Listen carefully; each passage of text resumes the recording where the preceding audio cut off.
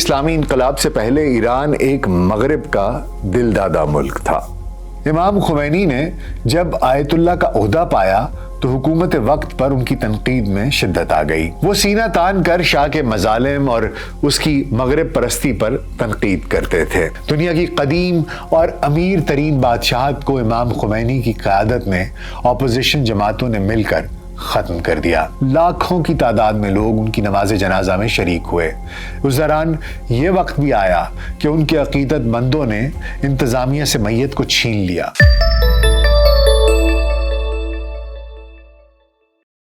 VLC pod cost میں doctor ناصر بے کے ساتھ خاکسار آپ کی خدمت میں حاضر ہے۔ 1979 کے اسلامی انقلاب سے پہلے ایران ایک مغرب کا دل دادا ملک تھا، جہاں میوزک اور شاعری کے دل دادا لوگ رہتے تھے۔ خواتین سکرٹس پہنتی تھیں۔ مغربی طرز زندگی کا عنصر معاشرے میں نمایاں تھا۔ ایران میں نائٹ کلبز کی بھرمار تھی، جس کی وجہ سے تہران کو پارٹی سٹی بھی کہا جاتا تھا۔ ایران میں بننے والی وائن پوری دنیا میں سپلائی کی جاتی تھی۔ اس وقت ایران میں محمد رضا پہلوی کی حکومت تھی۔ عوام کو دی گئی ان تمام آزادیوں کے باوجود لوگ ان سے متنفر ہو گئے، جس کی اہم وجہ ان کا آمرانہ طرز حکومت تھا۔ بہت سے لوگ ملک میں جمہوریت چاہتے تھے، اس لیے وہ بادشاہت کے خلاف تھے۔ مذہبی حلقے شاہ پر اسلامی اقدار کو مجروح کرنے کا الزام لگاتے، جبکہ جدت پسند لوگ عدم مساوات کی وجہ سے ان کے خلاف ہو گئے تھے۔ یہی وجہ تھی کہ انقلاب کے وقت قوم پرست، اسلام پسند، بائیں بازو کے دانشور سبھی ایک ہو گئے تھے۔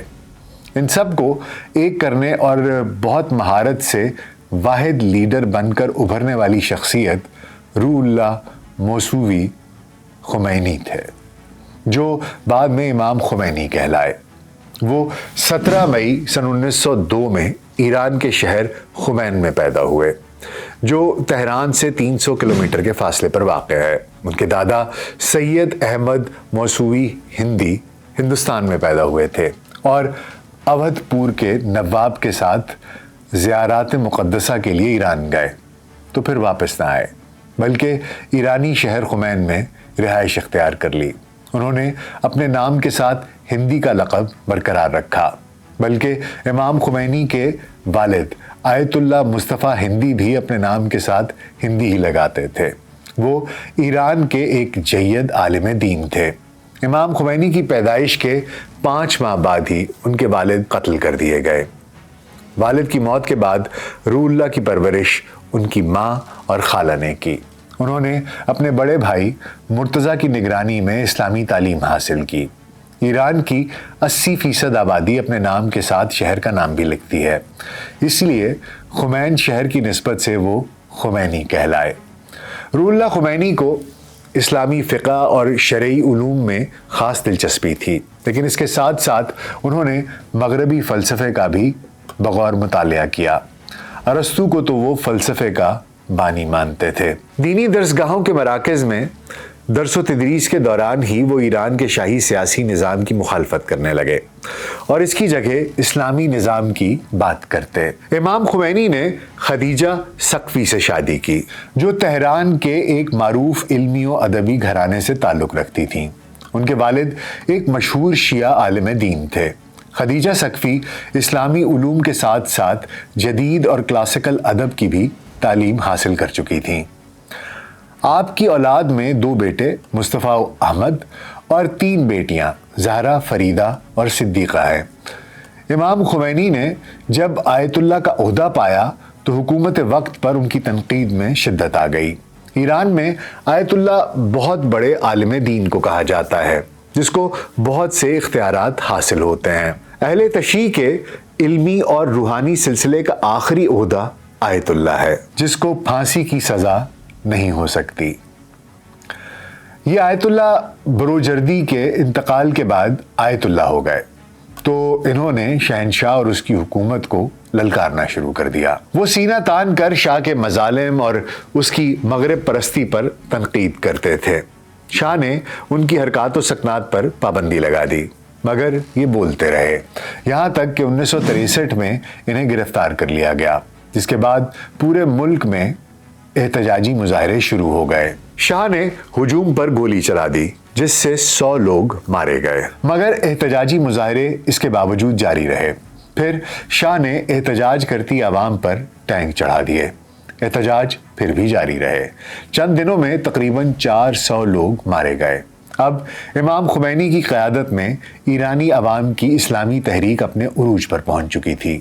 شاہ کی حکومت نے بہت کوشش کی کہ امام خمینی خاموش ہو جائیں، لیکن وہ کہاں رکنے والے تھے۔ تمام کوششوں کی ناکامی کے بعد شاہ کی حکومت نے امام خمینی کی سرگرمیوں کو محدود کرنے یا ان کو عراق سے جلا وطن کرانے کے لیے عراقی حکومت پر دباؤ ڈالا، جہاں وہ پہلے ہی جلا وطنی گزار رہے تھے۔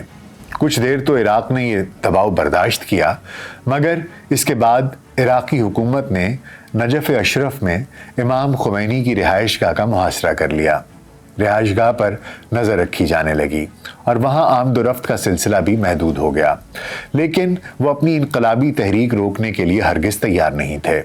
عراق سے شام جانے کا فیصلہ کیا گیا، لیکن عراق اور شام کے تعلقات خراب ہونے کی وجہ سے کویت کے ذریعے شام جانا طے پایا۔ امام خمینی جیسے ہی کویت کی سرحد پر پہنچے، کویتی حکام نے آپ کو کویت میں داخل ہونے سے روکنے کے احکامات جاری کر دیے، حالانکہ امام خمینی کے پاس کویت کا ویزا موجود تھا۔ امام خمینی نے رات بصرہ میں گزاری اور پیرس ہجرت کا فیصلہ کیا۔ انہوں نے پیرس ہجرت کے موقع پر ایرانی عوام کے نام اپنے پیغام میں کہا کہ اب اسلامی انقلاب کی ذمہ داری آپ لوگوں کی ہے، مجھے اس پاکیزہ سرزمین سے دور ہونے پر مجبور کر دیا گیا ہے۔ ہمارے ملک کے حکمران اغیار کے ایجنٹ بن چکے ہیں، ان سے نجات کے لیے سب کو مل کر جدوجہد کرنی ہوگی۔ اس طرح امام خمینی اور ان کے ساتھیوں نے وہ تاریخی ہجرت کی جو بعد میں ایک عظیم اسلامی انقلاب کی وجہ بنی۔ پیرس شہر میں مختصر قیام کے بعد پیرس کے نزدیک ہی واقع نوفل لو شاتو نامی ایک گاؤں میں قیام پذیر ہوئے۔ فرانس میں امام خمینی کا قیام شاہ کی توقعات کے برعکس انقلاب میں تیزی کا باعث بنا۔ فرانس میں صحافیوں اور فوٹو جرنلسٹوں کی بڑی تعداد امام خمینی سے ملاقات کے لیے آتی تھی۔ اس طرح یہ چھوٹا سا گاؤں دنیا کی خبروں کے اہم ترین مرکز میں تبدیل ہو گیا، اور پھر کچھ عرصے کے بعد اسلامی انقلاب کامیابی سے ہمکنار ہو گیا۔ فرانس کے اسی گاؤں میں انہوں نے BBC کو پہلا انٹرویو دیا اور اپنے حامیوں کے لیے پلان پیش کیا۔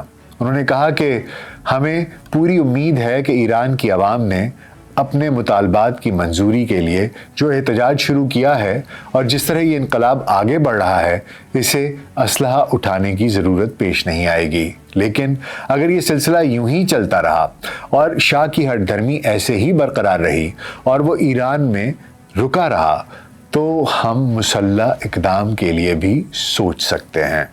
اپنے اس تاریخی انٹرویو میں انہوں نے مزید کہا کہ اس غاصب حکومت کا خاتمہ ہونا چاہیے اور اس کے بعد ایک ریفرینڈم کے ذریعے اس شخص کو حکمران بننا چاہیے جو وقتی طور پر حکومت کی باغ ڈور سنبھال سکے اور عوام کی آراء کے ذریعے پارلیمنٹ تشکیل پائے۔ اسلامی حکومت اور اسلامی جمہوریت کی مزید وضاحت کرتے ہوئے امام خمینی نے کہا، پوری قوم یک زبان ہے اور سب کا ایک ہی نعرہ ہے کہ ہمیں اسلامی حکومت درکار ہے، لیکن اسلامی حکومت اور اسلامی جمہوریت کا مطلب یہ ہے کہ ایسی حکومت جو عوام اور قوم و ملت کی رائے اور عمومی ریفرینڈم پر استوار ہو اور جس کا قانون اسلام کے قانون سے ہم آہنگ ہو۔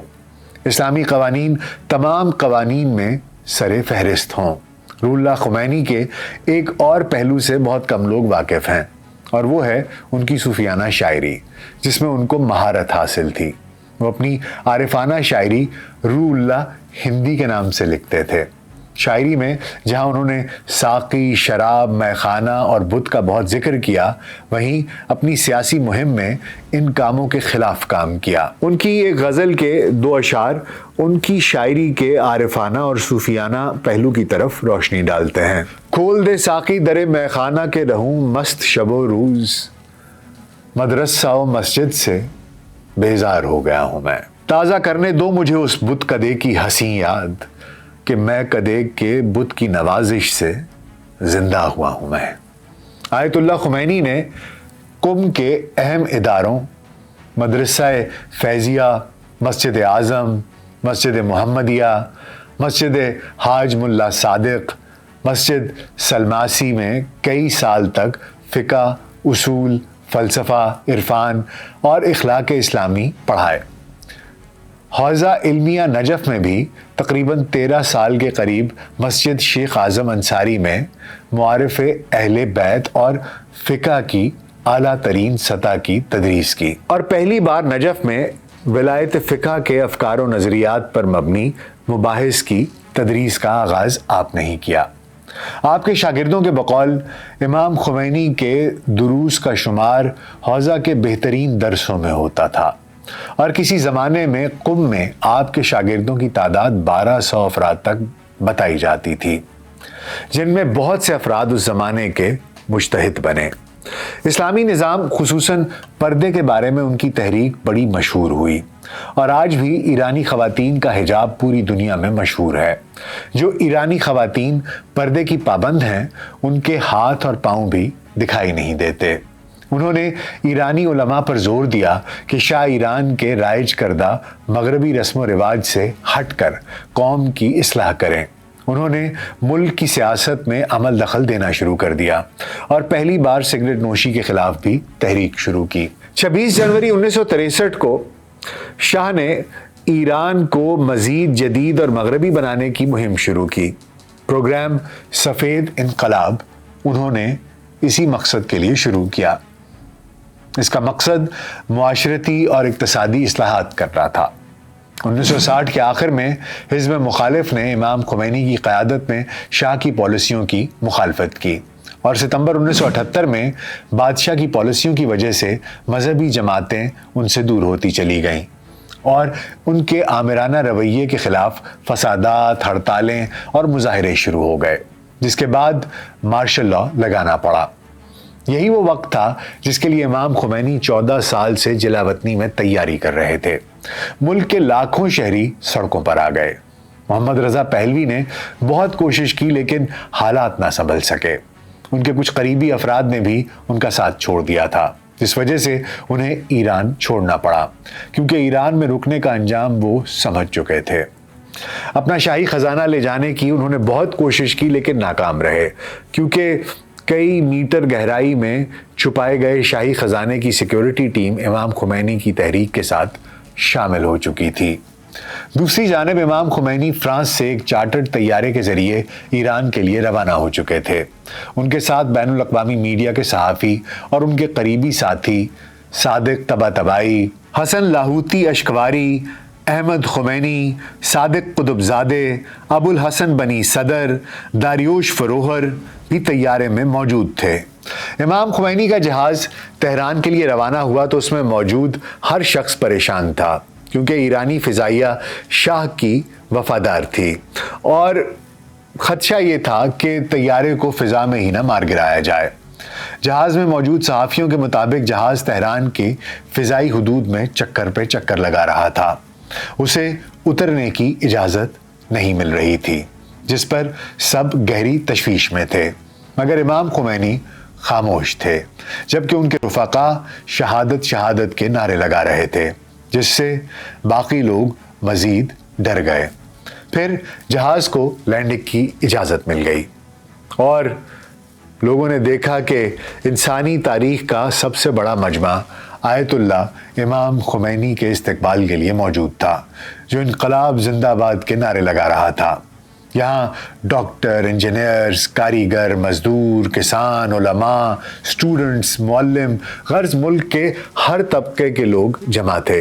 انقلاب کے عوامی ہونے کی یہ صفت دوسرے انقلابوں سے مختلف تھی، اور یہ بات بھی علیحدہ بحث طلب ہے کہ یہ لوگ اسلامی نظام لانے کے لیے جمع تھے یا خالصتاً جمہوری نظام کا نفاذ چاہتے تھے۔ بہرکیف یوں ایران سے 2500 سال پرانی بادشاہت کا خاتمہ ہو گیا۔ دنیا کی قدیم اور امیر ترین بادشاہت کو امام خمینی کی قیادت میں اپوزیشن جماعتوں نے مل کر ختم کر دیا۔ امام نے ایران میں اسلامی جمہوریہ قائم کر دیا، جو آگے چل کر مغربی دنیا کے بڑے مخالفوں میں سے ایک ثابت ہوئی۔ امام خمینی ایران کے پہلے رہبر معظم یا سپریم لیڈر بنے اور ملک میں اسلامی جمہوری نظام نافذ کر دیا۔ اسلامی سزاؤں کے لیے قاضی یا جج مقرر کیے گئے جنہوں نے دھڑا دھڑ سزائیں دینا شروع کر دیں۔ شاہ ایران ملک سے فرار کے بعد کینسر کے مرض کا شکار ہو گئے تو امریکی صدر جمی کارٹر نے ان کا علاج امریکہ میں کرنے کی اجازت دے دی، جو ایرانیوں کو بہت برا لگا۔ انہوں نے تہران میں مظاہرے شروع کر دیے جن کا اختتام ایران میں امریکی سفارت خانے پر 4 نومبر کو ہونے والے حملے اور 61 سفارتکاروں اور سفارت خانے کے عملے کو یرغمال بنانے پر ہو گیا۔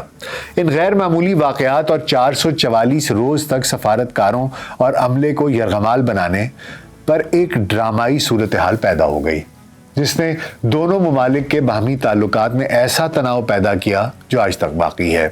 ایران کے انقلابی آج بھی امریکہ کو عظیم شیطان قرار دیتے ہیں۔ مرگ بر امریکہ ان کا مشہور نعرہ ہے۔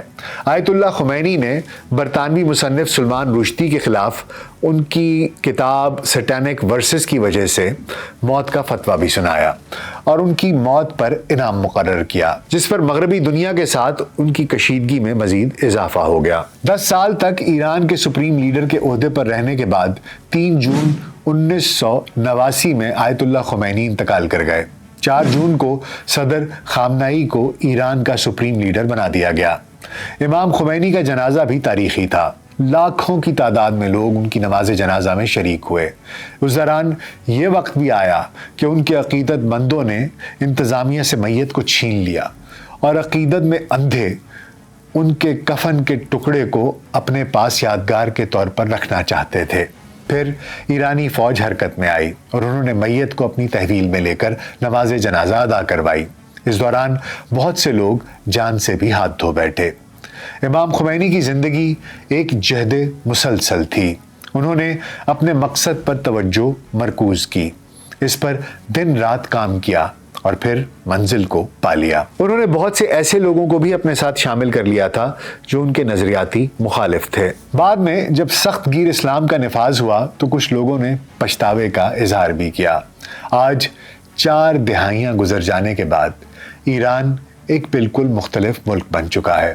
دنیا کی امیر ترین ریاستوں میں سے ایک ایران کے شہری امریکی پابندیوں کے باعث مشکل زندگی گزار رہے ہیں۔ تیل کی دولت سے مالا مال ہونے کے باوجود اس کی معیشت کمزور ہے۔ شہریوں کا معیار زندگی وہ نہیں رہا جو شاہ کے دور میں تھا۔ لیکن تصویر کا دوسرا رخ یہ بھی بتاتا ہے کہ ایران اپنے وجود کے لیے، اپنے استحکام کے لیے کسی بیرونی ملک یا طاقت پر انحصار نہیں کرتا۔ یہ اپنے اندر ایک بہت بڑی قوت اور طاقت ہے۔ ایران ارد گرد کے ممالک میں اپنا اثر و رسوخ رکھنے کے لیے مختلف تنظیموں کی سرپرستی بھی کرتا ہے، جس کی وجہ سے مغربی دنیا اس سے اکثر نالاں ہی رہتی ہے۔ امید ہے آپ کو آج کا پوڈ کاسٹ پسند آیا ہوگا۔ اپنا بہت خیال رکھیے گا۔ شکریہ۔